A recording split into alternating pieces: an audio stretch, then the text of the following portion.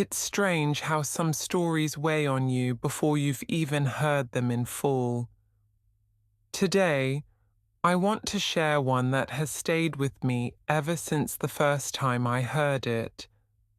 From an elderly woman sitting across a kitchen table, her hands trembling around a chipped mug of tea. But before we begin, if you're new here, feel free to follow along for more real stories like this one, though the real reason I'm asking you to stay is because of what you might feel when this one is over. And right now, before the first chapter unfolds, I'd love it if you could leave a comment telling me where in the world you're listening from. I find it beautiful to think of so many different corners of the earth connected by a single story. Now, before we get into the details, I want you to picture this moment. A woman, hair streaked with silver, steps off a bus in the late afternoon light. She's been away for decades, her suitcase clutched like it holds her whole life. Across the street, leaning against the doorway of a small shop, stands her grown daughter. The little girl she once rocked to sleep, sang lullabies to, kissed goodnight through years of poverty and cold winters. They lock eyes. The woman smiles, tentative, fragile, and whispers, "It's me." But the young woman tilts her head, her brows knitting together, and answers in a flat voice that will haunt her mother's dreams until the day she dies. "You're just a stranger to me." And if you think that's the worst moment of her life, you should stay with me until the end. Because the real tragedy isn't in those words. It's in everything that happened to make them possible. I grew up in a town so small that if you sneezed on Main Street, someone halfway across the square would bless you. It wasn't much, a few brick buildings, a single grocery store that sold day-old bread at half price, and a post office where gossip moved faster than mail. My name is Evelyn, and I was born there in the spring of 1954. I didn't know much about the world outside our county lines, and to be honest, I didn't think I needed to. When I was 19, I married David. He'd been my neighbor since we were children, the kind of boy who would carry your school books home without asking, who'd fix your porch steps before your father noticed they were loose. We had nothing. No car, no savings, just a small rented house with peeling paint and a front porch that sagged in the middle. But we had each other, and when our daughter Lily was born, I thought I'd been given every blessing I could ever want. Those early years were lean but sweet. I worked part-time at the bakery, coming home with my hair smelling of yeast and cinnamon. David worked long shifts at the mill. On Sundays, we'd walk to church with Lily between us, her tiny hands gripping our fingers. I never imagined anything could tear that life apart. But in the summer of '79, David came home pale, his shirt clinging to him with sweat, even though the evening air was cool. He'd been coughing for weeks, but we thought it was the dust from the mill. The doctors found something worse, an illness with a name I could barely pronounce, and a prognosis that felt like someone had slammed a door in my face. We tried everything we could afford, and a few things we couldn't. But by the following spring, I was standing in a black dress, holding Lily's hand so tightly her knuckles went white, watching the man I loved lowered into the ground. I thought the worst was over, but losing David was only the beginning. His death left us with more than grief. It left bills stacked like unsteady towers on the kitchen table. The mill offered me his last paycheck and nothing more. I sold his tools, his truck, even the wedding china we'd barely used. Still, it wasn't enough. Rent was overdue. Lily needed new shoes. I had no family close enough to lean on. Or so I thought. Then my sister Margaret called. She lived 2 counties over, in a larger town with more work. She said I could find a job there, stay with her until I got back on my feet. But there was one problem. She didn't have room for Lily. Not really. She said she could watch her while I found a place of my own. She made it sound temporary. I told myself it would only be a few months. I kissed Lily goodbye one damp morning in June, her hair smelling of the lavender soap we used, and promised I'd be back before the leaves turned. I kept that promise, at least the first time. By September, I had saved enough to visit, bringing a doll I'd bought from a second-hand store and a bag of her favorite candy. But something in her eyes had shifted. She clung to Margaret more than to me, and when I left again, she didn't cry. Work became a trap. One temporary job turned into another. I sent letters, money when I could. I called every Sunday. But slowly, almost imperceptibly, the space between us widened. Margaret began answering the phone instead, saying Lily was busy or already in bed. My letters went unanswered. The packages I sent came back returned to sender more than once. I thought it was postal error.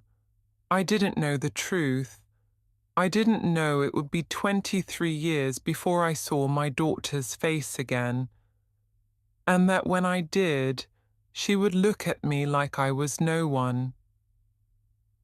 The years after I left Lily with Margaret blur together like a long stretch of grey sky. I worked wherever they'd have me, cleaning offices at night, sewing buttons in a garment factory until my fingertips cracked, folding laundry in a hotel basement where the only light came from a single bulb swaying overhead. I told myself I was doing it for Lily. Every dollar I saved, every callus on my hands, every ache in my back, all of it was so she could have a better life. In my mind, she was still my little girl in a yellow dress, chasing fireflies in the backyard, her laughter ringing out into the warm summer night. That image kept me going when the work was endless and the nights lonely.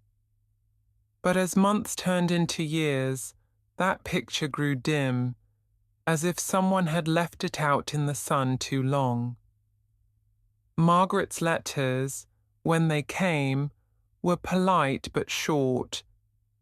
She wrote about Lily's school, her piano lessons, how she had plenty of friends. But she never mentioned me in those letters. I thought it was just her way. She'd never been one for sentiment. I didn't realize until much later that her silence about me was deliberate. I sent letters of my own, dozens of them. I wrote about my days, the silly things that happened at work, the people I met. I tucked in small gifts, hair ribbons, postcards, a pressed flower from the park I walk through every Sunday on my way to the bus. Once, I even sent a gold locket I'd saved up for over months. Weeks went by, no reply. I convinced myself that Lily was just busy, that she was shy about writing.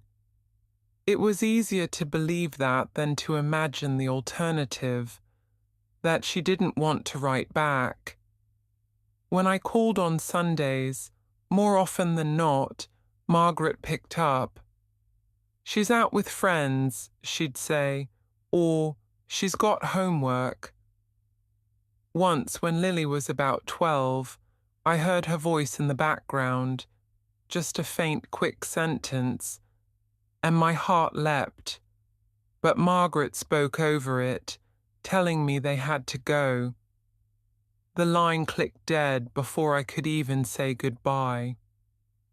There were times I thought about just quitting my job and showing up at Margaret's door, but each time I told myself I'd wait until I had something to offer: a stable home, a savings account, a steady income. I didn't want Lily to see me as a burden. I wanted her to be proud. Years passed. My hair went grey at the temples. My knees began to ache on cold mornings. I moved into a small apartment with thin walls and a leaky faucet. The neighbours changed every few months, but I stayed, always saving, always telling myself I was almost ready to go back. Then one winter, I got a letter from Margaret, the first in over a year. She said Lily had been accepted to college on a scholarship. She said it like a proud parent would, not like an aunt. She didn't mention whether Lily knew the money I'd been sending for years had gone toward that education. She didn't mention me at all. I sat with that letter for hours. I imagined Lily walking across a campus in a warm coat, carrying heavy books, laughing with friends. I imagined her wondering, even just once, what her mother was doing at that very moment. The truth is, I didn't know if she wondered. By the time I finally had enough saved to make the trip back, more than 2 decades had passed. Lily would be a grown woman now, older than I'd been when I left her.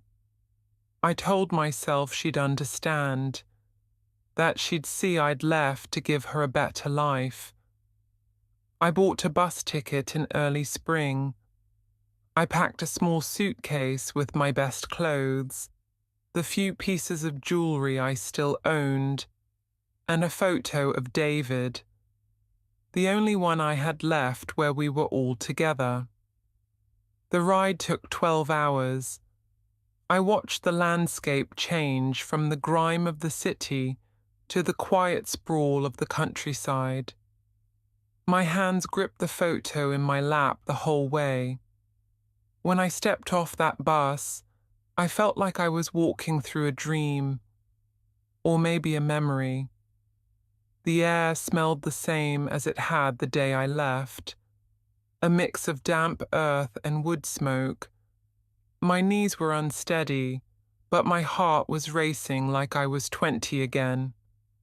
I knew where Margaret lived, the same small house on the corner, white paint peeling in thin strips, the yard overgrown.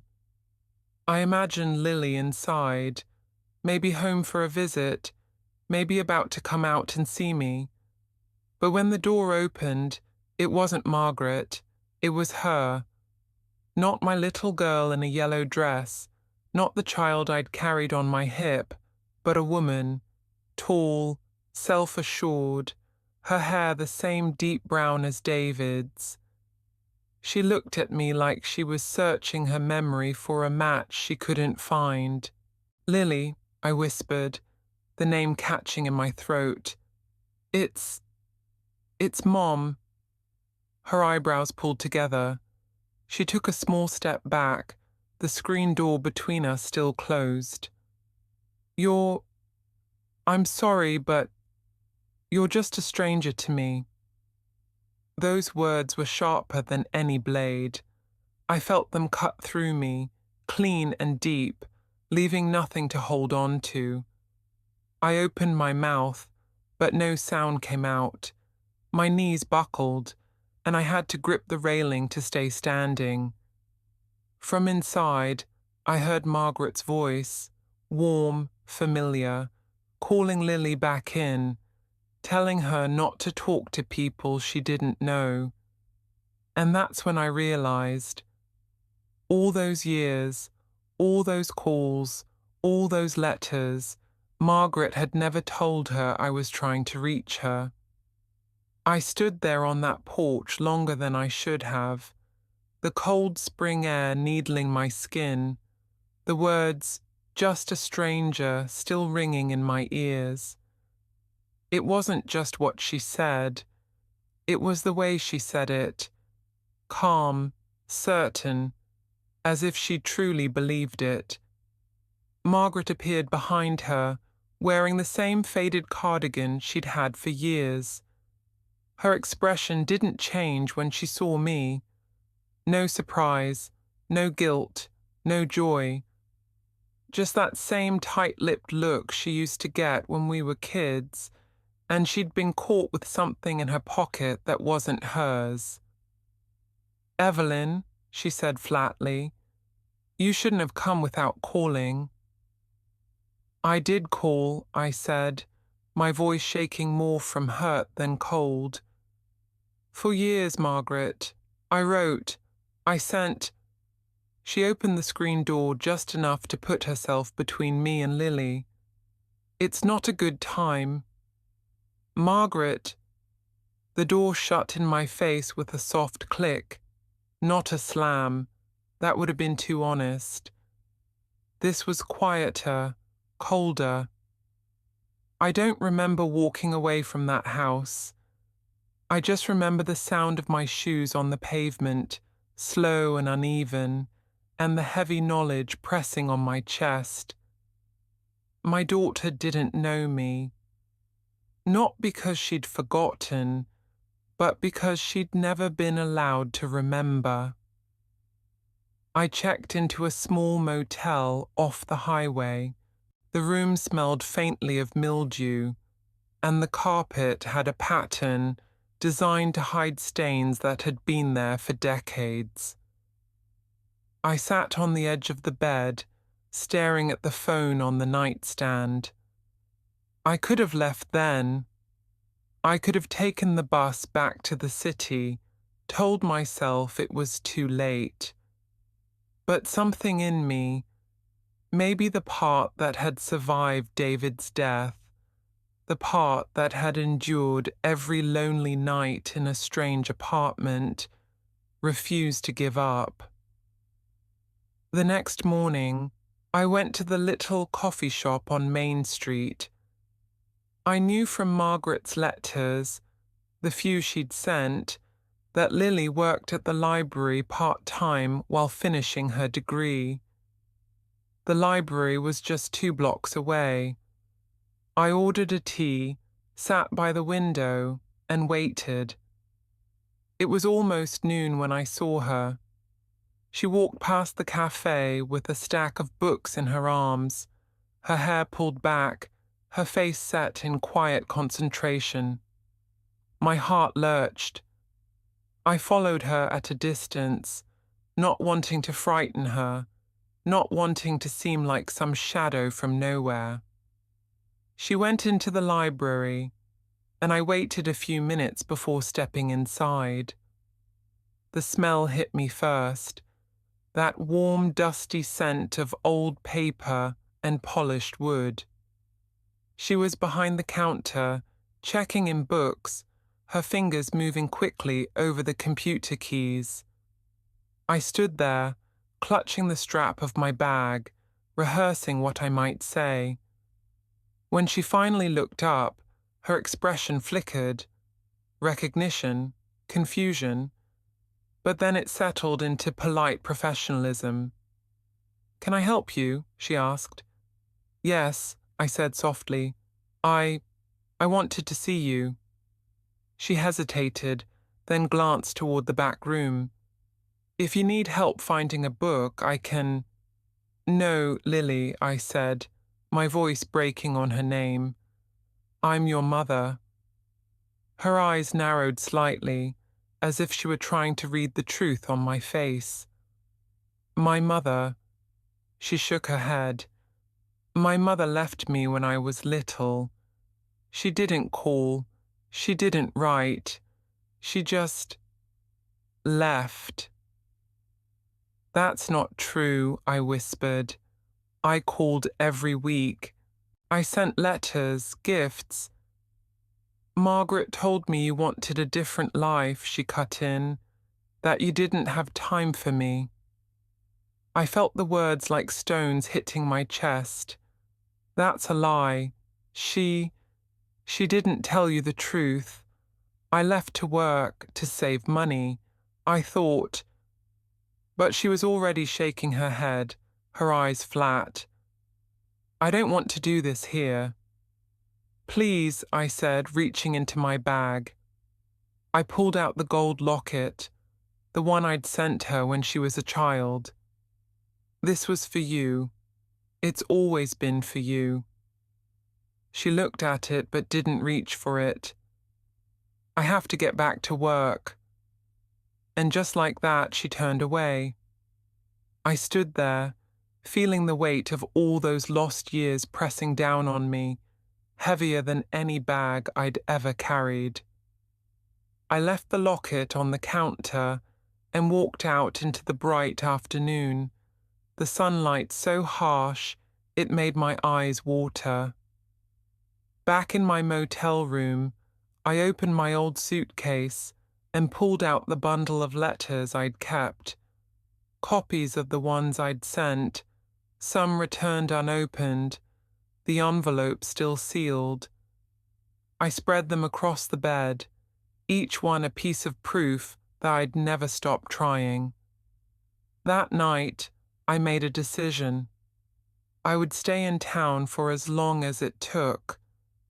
I would find a way to show her the truth, even if it meant unearthing things Margaret had worked her whole life to bury. Because Lily might see me as a stranger now, but I wasn't going to leave this town as one. The next morning, I woke to the sound of rain against the motel window, a steady, patient tapping, like someone trying to get my attention. I lay there for a while, staring at the water streaking the glass, thinking about Lily's face when I'd said, "I'm your mother." No recognition, no warmth, just a wall. But walls can be taken down. Sometimes all it takes is finding the right brick to loosen first. I dressed and walked into town, my old umbrella bending in the wind. I went to the post office, the same one I'd sent dozens of letters from all those years ago before I moved to the city. The building hadn't changed much. The paint was still peeling around the door frame, and the smell inside was that same mixture of ink and damp cardboard.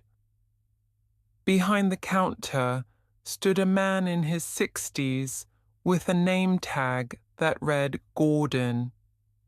He had the kind of face that looked like it had been carved from the same wood as the counter, worn but steady. "Morning," he said. "What can I do for you?" I was wondering. I hesitated. "Do you remember a woman named Margaret Hill, lives on Willow Street?" He squinted. "Sure, comes in regular. Always polite, but keeps to herself. And do you remember if she used to pick up mail for someone else, for a little girl?" His eyes narrowed slightly, like he was turning over a memory. "You, Evelyn?" I felt my stomach drop. "Yes." He let out a slow breath. Back in the day, I used to see her come in and collect your letters. Said you asked her to hold on to them for Lily until she was older. Never thought much of it. Figured it was family business. She always signed for the parcels. My chest tightened. She signed for everything. Far as I remember. He frowned. Why? Something wrong? I forced a small smile. No, just trying to piece together the past. But as I walked out, the rain seemed colder, heavier. Now I knew Margaret hadn't just failed to give Lily my letters. She'd actively taken them, intercepting every single one. I needed proof.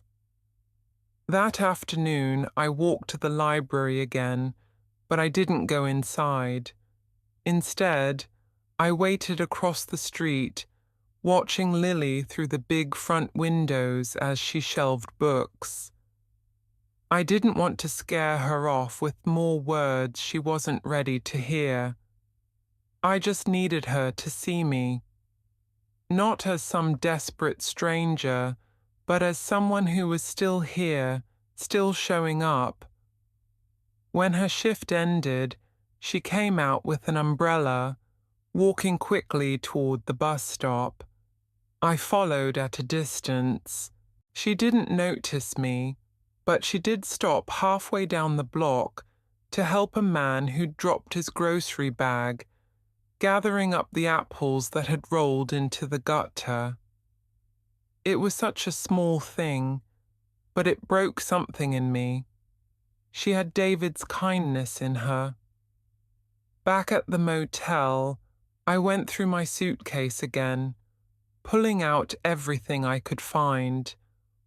Old pay stubs with the addresses I'd sent money to, postal receipts, even a tattered notebook where I'd written down the dates I'd called Margaret. I spread them out on the bed like pieces of a puzzle I'd been working on for decades. I didn't know if Lily would ever believe me, but I knew she deserved the truth. In writing, in black and white, where no one could twist it.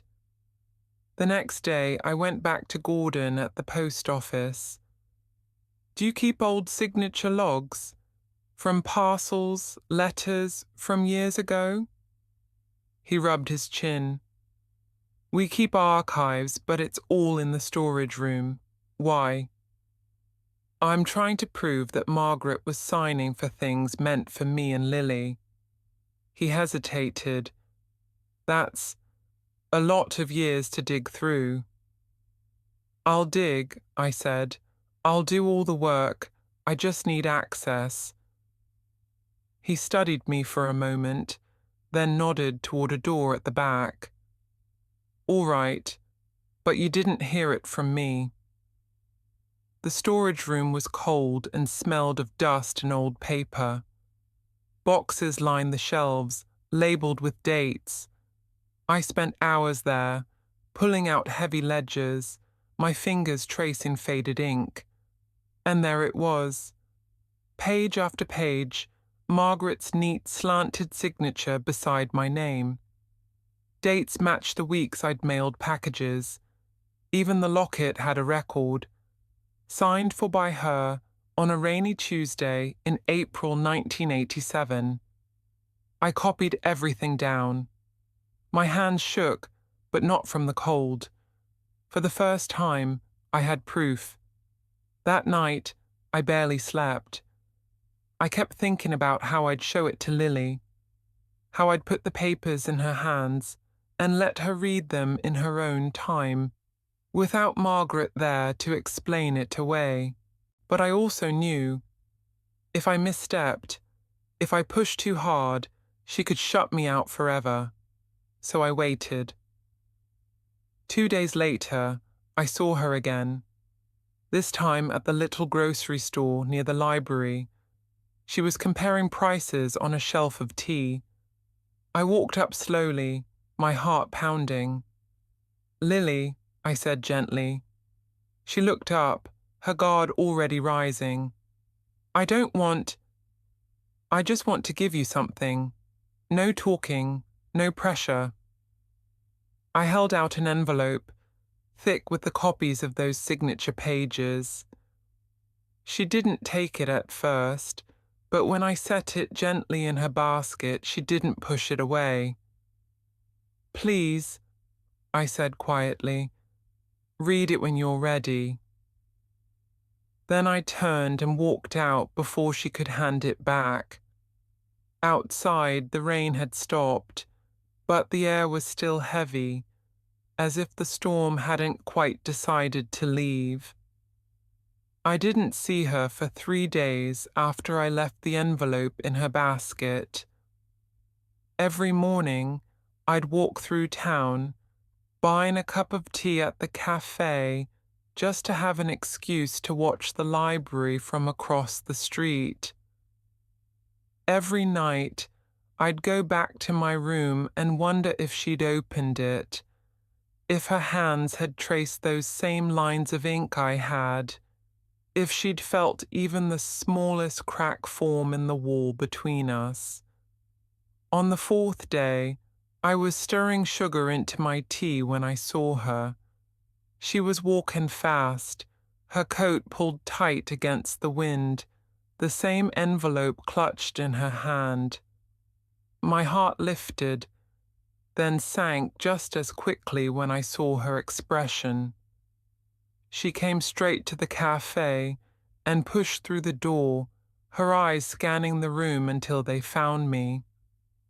Why, she said, the word sharp enough to cut. She dropped the envelope on the table between us. Why would you make this up? I blinked. Make it up? Lily, those are records, official logs. Gordon. I talked to Margaret, she interrupted, her voice trembling, but her chin high. She said you've always had a way of twisting things, that you're angry she raised me, that you can't stand that I see her as a mother. I swallowed hard. I'm not angry she took care of you. I'm angry she lied to you, that she made you think I didn't try. You left, she said, her voice rising now. A couple at the next table glanced over, but she didn't notice. I was 6 years old and you walked away. I don't care if you sent letters or money. You weren't there. Her words hit like cold water, and for a moment I couldn't speak. She wasn't wrong. Whatever my reasons, whatever my sacrifices, I hadn't been there to braid her hair before school or clap for her at piano recitals. Margaret had. I thought I was doing the right thing, I said finally, my voice low. I thought if I worked hard, I could give you more than I had. I didn't know Margaret was keeping you from me. She shook her head, stepping back from the table. Maybe you're telling the truth, or maybe you're just trying to make yourself feel better. I don't know, and I'm not sure I want to. She turned and walked out, the little bell above the door jingling like the end of a song no one wanted to hear. I sat there long after she left, the tea gone cold in front of me.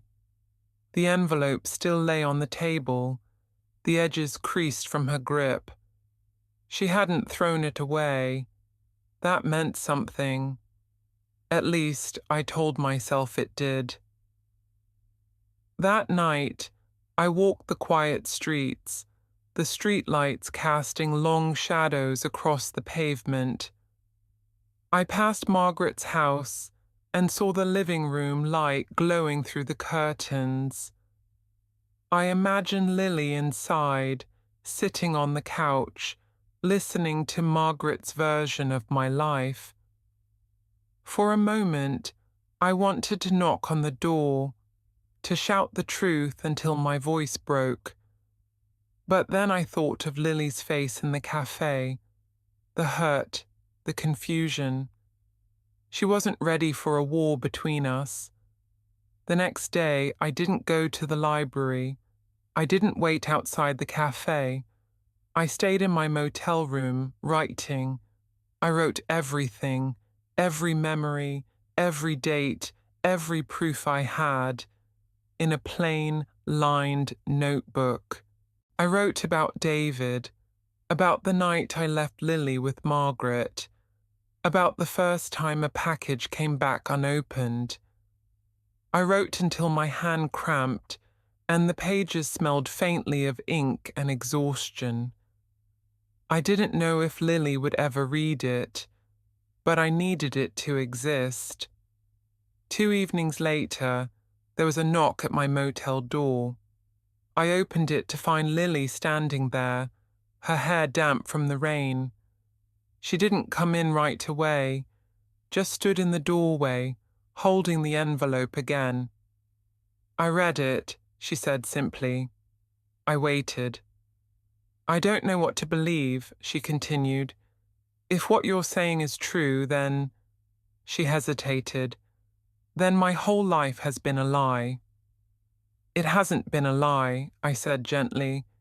"It's just been missing pieces." Her eyes filled, but she didn't let the tears fall. "I'm not ready to forgive you, but I'm not ready to walk away either." And then she did something that made my chest ache in a way I hadn't felt in decades. She asked, "Can we talk?" We sat on the edge of the motel bed, the rain tapping the window again, like a familiar rhythm. For the first time, she asked about David. She asked about the bakery where I'd worked, about the places I'd lived. I didn't push. I answered what she asked, no more.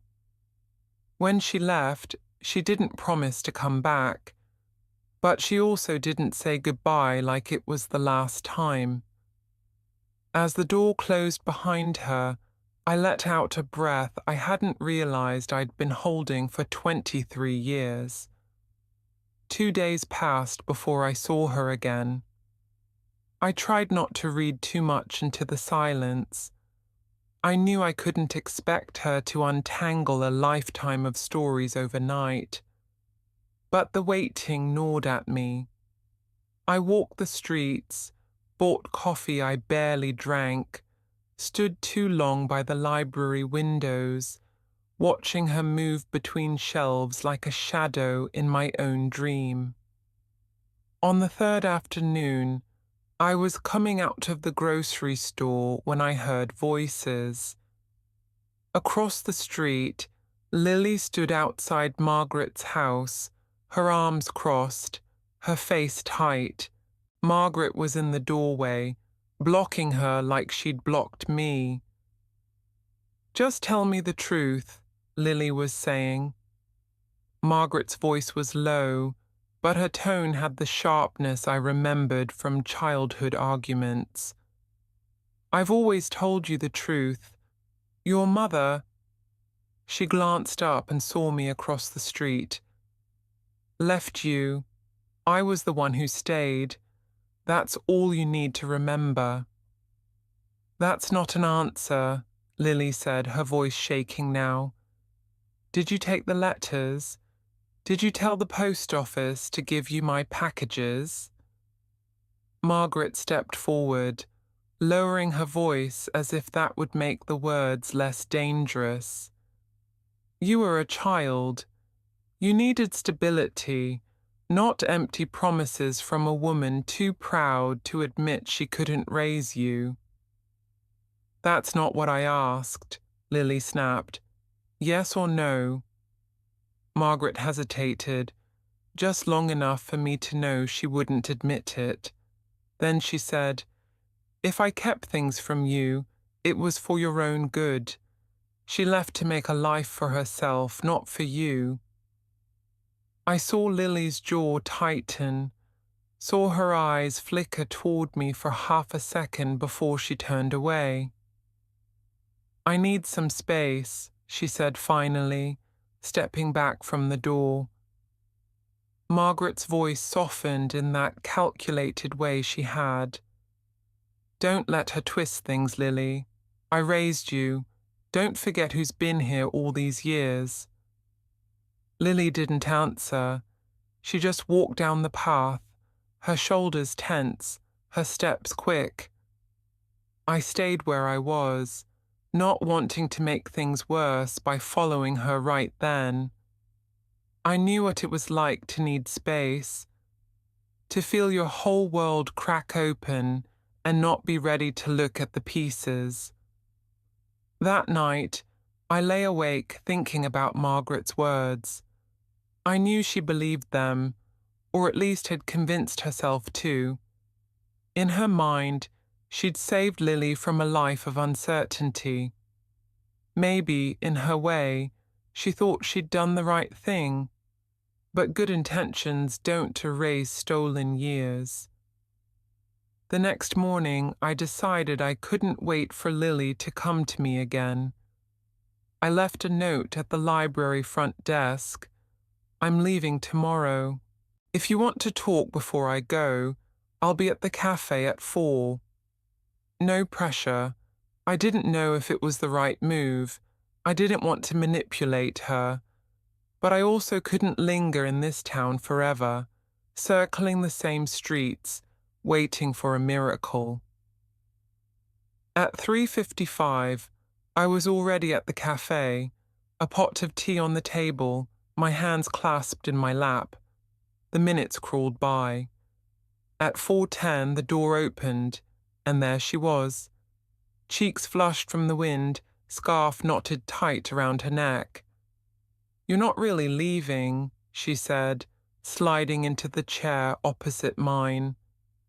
I gave a small shrug. I don't know. I thought maybe you'd be better off without me here, stirring things up. She didn't look at me at first. I asked Margaret again this morning.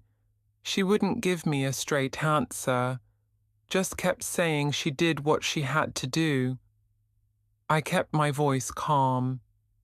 That's the closest you'll get to an admission. Her eyes flicked to mine. I'm starting to think she didn't want me to know you at all. I reached across the table but stopped halfway, not wanting to push her. I don't want you to hate her. She did raise you, but you deserve the truth, all of it. She took a deep breath. If she lied about you, what else did she lie about? There it was, the question I'd been waiting for. Not just about me, but about the foundation of her whole life. I can't answer that for you, I said softly, but I can tell you my side, every detail, every mistake, and every reason, and then you can decide for yourself. She nodded slowly. All right, tell me. So I did. For the next 2 hours, I told her everything. About David's illness. About the night I left her with Margaret. About the long years of working jobs that broke my body but never my resolve.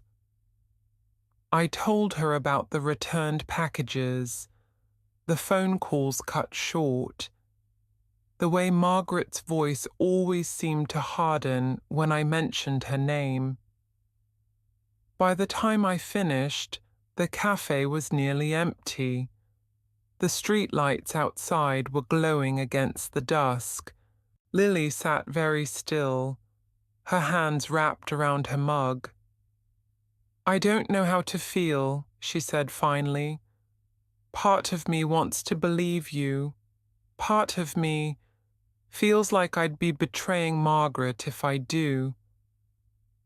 You're not betraying anyone by knowing the truth, I said. You're just giving yourself the chance to see the whole picture. She didn't answer, But when we left the cafe, she walked beside me instead of ahead or behind. It wasn't forgiveness, not yet, but it was the first time in decades I felt like my daughter and I were moving in the same direction. The following morning, I woke to a knock at my motel door. It was still early, the kind of hour when the streets are quiet and the sky is the color of cold tin. I pulled on a sweater and opened the door to find Lily standing there, holding a small cardboard box. "I went to Margaret's last night," she said. Her voice was steady, but there was something in her eyes, not anger, not exactly, but a sharpness I hadn't seen before. I stepped back to let her in. She set the box on the bed and opened it without ceremony. Inside were stacks of envelopes, some yellowed with age, others still crisp. My handwriting stared back at me in uneven loops. My name, her name, the addresses I'd written so many times, I could still feel the motion of the pen in my fingers. "I found them in her closet," Lily said. "All of them. Letters, packages, even the locket." My breath caught when I saw it. The small gold oval, still wrapped in the tissue paper I'd folded around it 20 years ago. "She didn't even open most of them," Lily went on. "Some still have the postmarks intact. It's all there, every time you tried to reach me." I sat down on the edge of the bed, the weight of it pressing against me. Not just the proof, but the years it represented, all the moments that could have been different if these letters had made it to her hands. "Why would she keep them?" Lily asked, her voice breaking now. "Why not throw them away?" I shook my head slowly. Maybe she wanted to keep them as insurance, a way to hold the power over the story. As long as they stayed hidden, she could tell it any way she wanted. Lily sat beside me, picking up one of the unopened envelopes.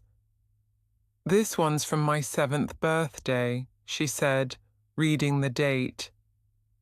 I remember that day. Margaret took me to the park. She bought me a cupcake with a candle in it. "I didn't think about you at all that day. I thought you'd forgotten me." Her voice cracked, and she pressed her lips together, blinking hard. "But you didn't. You were here, in these pages." I didn't touch her. Not yet. She wasn't ready, and I wouldn't risk breaking this fragile moment by reaching too soon. "Margaret wasn't wrong about everything," I said quietly. "She did give you a stable home. She fed you, clothed you, but she also took away your choice to know me." Lily nodded slowly, her fingers tracing the edge of an envelope. "I don't know if I can forgive her for that. Not right now." We sat in silence for a long time, the box between us like a small, undeniable monument. Outside, the light was changing, the first gold of morning breaking through the thin motel curtains. Finally, Lily spoke again. "I want to read them, all of them, but I don't want to read them alone." My throat tightened. "Then we'll read them together." She glanced at me, and for the first time, there was something soft in her expression. Not trust, not yet, but maybe the first hint of it.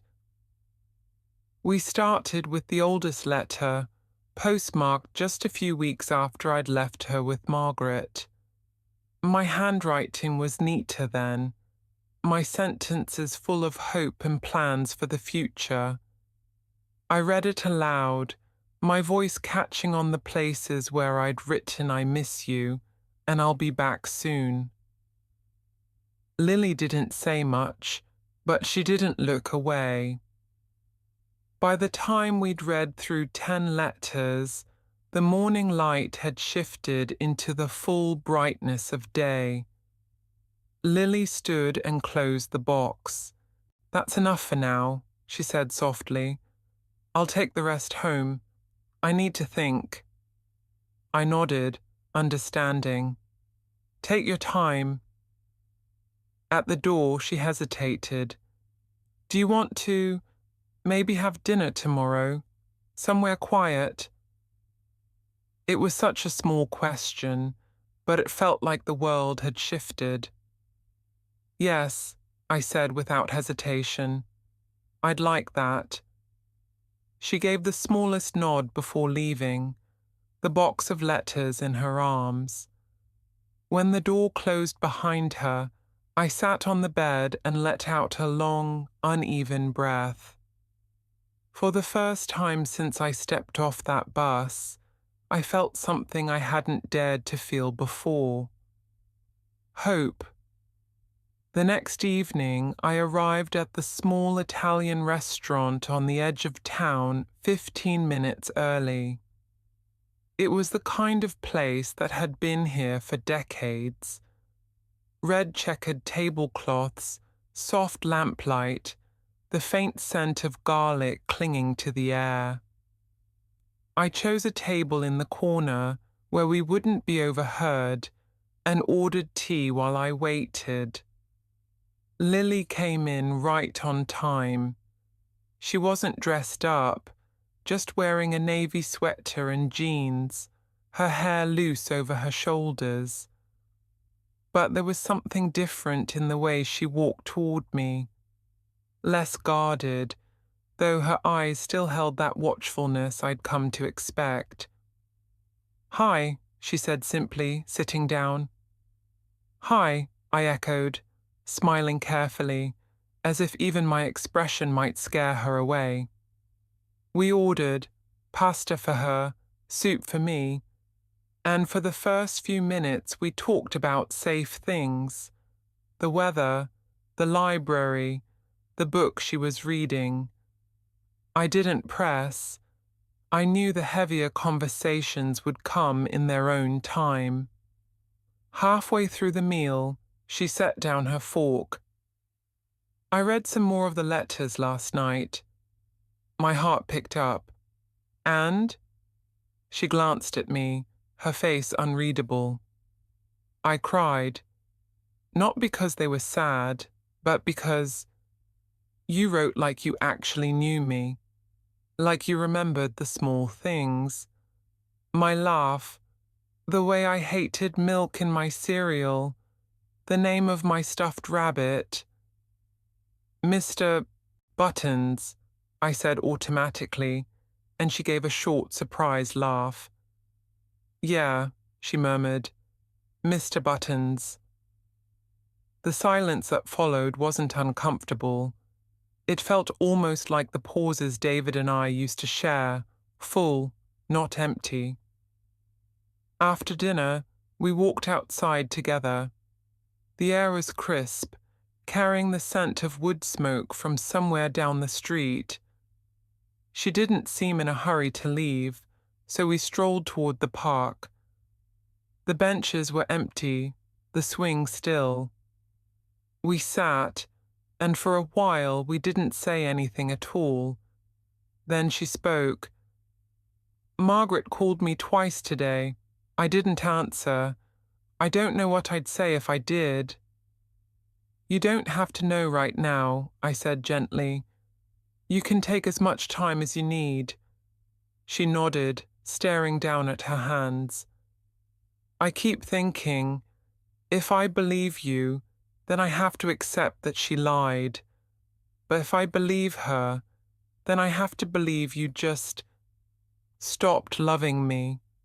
And neither of those things feels right." I swallowed. You don't have to choose right away. And loving you, that never stopped.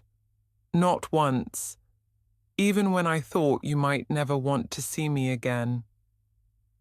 She glanced at me then, and for the briefest moment, her eyes looked almost like they did in the photograph I kept.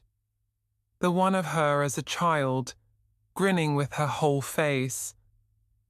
We left the park when the cold became too sharp to ignore. At the corner where we were to part ways, she hesitated. Do you want to meet again? Maybe for lunch next week? I'd like that, I said. I watched her walk away, her figure growing smaller under the streetlights, until she turned a corner and disappeared. Back in my motel room, I poured myself a cup of tea from the small kettle by the sink. My hands trembled as I lifted it, not from emotion, but from the ache in my joints that had been growing worse these past months. I'd ignored it for too long. The stiffness in my fingers, the shortness of breath after walking up the motel's narrow stairs, the deep fatigue that no amount of sleep seemed to fix. I hadn't told Lily. There was no space for my problems when we were just starting to mend something so fragile. But sitting there, holding the warm mug, I felt it. The clock, ticking somewhere in the back of my life. And I knew I might not have as much time as I'd hoped to make this right. The next week passed in a kind of quiet rhythm.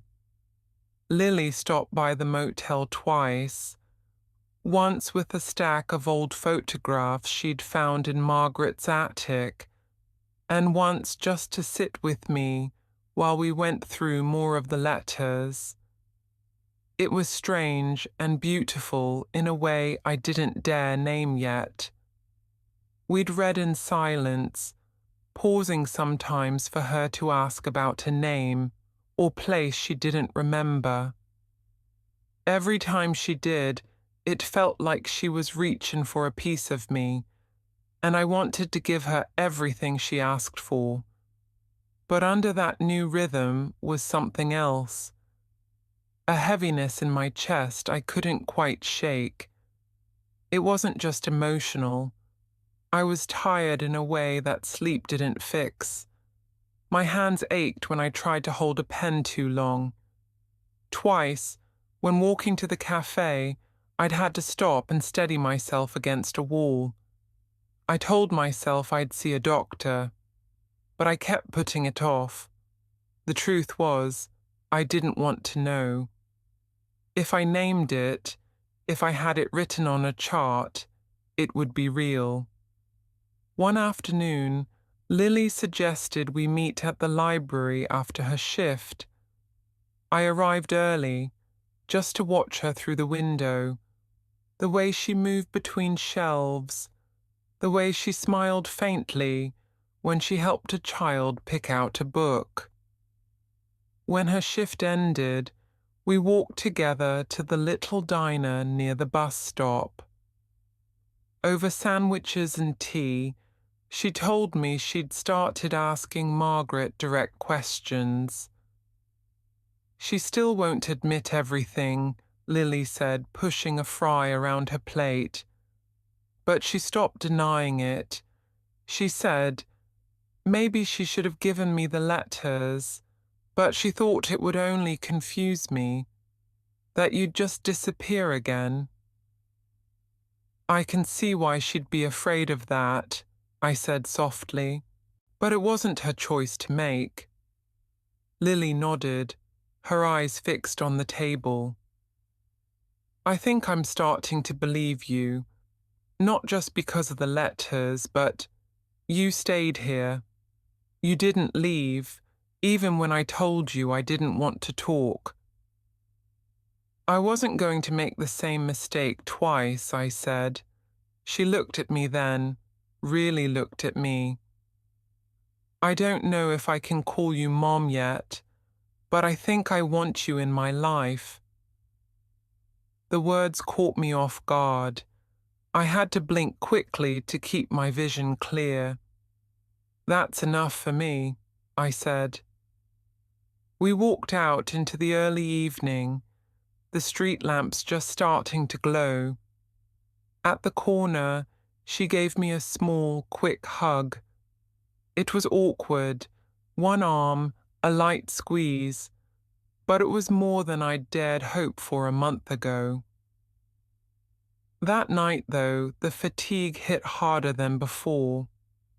My chest felt tight, and I lay awake, staring at the ceiling, counting my breaths. In the dark, I let myself wonder, if I was running out of time, what would I want her to know before I was gone? The next morning, I could barely get out of bed. My hands shook as I tried to boil water for tea. I caught my reflection in the mirror above the sink, pale, with shadows under my eyes that hadn't been there weeks ago. By noon, I gave in and walked, slowly, carefully, to the small clinic on Main Street. The doctor was younger than Lily, with kind eyes that didn't soften the words he spoke after running his tests. He didn't give me a precise number, no ticking clock in days or months. But the meaning was clear. My body was wearing down faster than it should, and it wasn't something that could be reversed. I walked out into the cold air with the paper in my hand, the diagnosis printed in neat, unshakable letters. My first thought wasn't about me. It was about her, about how she'd only just started to believe me, only just started to let me in. That evening, she knocked on my door, holding 2 takeout containers and smiling like she didn't know I'd been holding the worst kind of news all day. I let her in, forcing my smile to match hers. We ate on the bed, watching some old movie on the tiny motel television. She laughed twice, small, sudden laughs that made my chest ache in a way that had nothing to do with illness. I didn't tell her, not yet. I wasn't ready to watch her face close up again, not when we'd only just begun to open something between us. But as she left that night, promising to come by tomorrow, I knew I couldn't hide it for long. If the end was coming sooner than I'd planned, I wanted to make sure she knew, not just the truth of the past, but how much she mattered now. The next morning, I woke before dawn. The motel was quiet, the air still, the street outside washed in the faint blue of early light. I lay there for a long time, listening to the sound of my own breathing and thinking about how to tell her. By the time Lily arrived that afternoon, I'd made tea, though I could barely taste it. She came in carrying a book under her arm, saying she thought I'd like it. She was smiling, not a big smile, but one that was real. "I need to tell you something," I said before she could sit down. My voice came out rougher than I'd intended. She set the book on the table, her smile fading. "What is it?" I took a breath, but the words still caught in my throat. "I went to the clinic the other day. They found some things. My heart, my lungs. They're not working the way they should. The doctor doesn't think it's going to get better." For a moment she didn't speak. Her eyes searched my face like she was trying to decide if this was another story she'd have to untangle. How bad? She asked finally. Bad enough that I don't know how much time I have, I said. Months, maybe a year. I can't say for sure. She sat very still. Then, without warning, she stood up and walked to the window, her back to me. So you came back here, you found me, and now you're telling me you're leaving again. Only this time you can't help it. I closed my eyes. I didn't come back because I was dying. I didn't even know then. I came back because I couldn't stand the thought of you going your whole life without knowing the truth. Her shoulders shook once, but she didn't turn around. You should have told me sooner. I wanted more time where we weren't talking about this, I said quietly. I wanted to be your mother again, even just a little, before I became a goodbye. She stayed at the window a while longer, and I didn't push her. Then she turned, her face wet, but her eyes steady. She came back to the bed and sat down beside me. I don't know if I can forgive you for leaving, she said, but I can't ignore what you've shown me, and I don't want to waste whatever time we have left. Her hand found mine, tentative at first, then firmer. The warmth of it travelled all the way to the place in my chest that had been hollow for decades. We spent the rest of the afternoon talking, not about the illness, but about her life, her classes, the books she loved, the little coffee shop she went to when she needed to think. She asked me about my years away, and for once, I let myself tell her stories that weren't all sad. When she left that evening, she hugged me, both arms this time, holding on longer than before. I'll be back tomorrow, she said, and she was, the next day, and the day after that. We read letters together, cooked in the tiny motel kitchenette, even walked in the park when the weather allowed. The illness didn't vanish, but for those weeks, it didn't feel like the center of everything.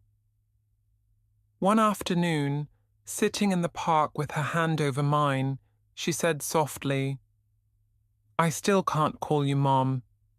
Not yet. But you're not a stranger anymore. It was enough.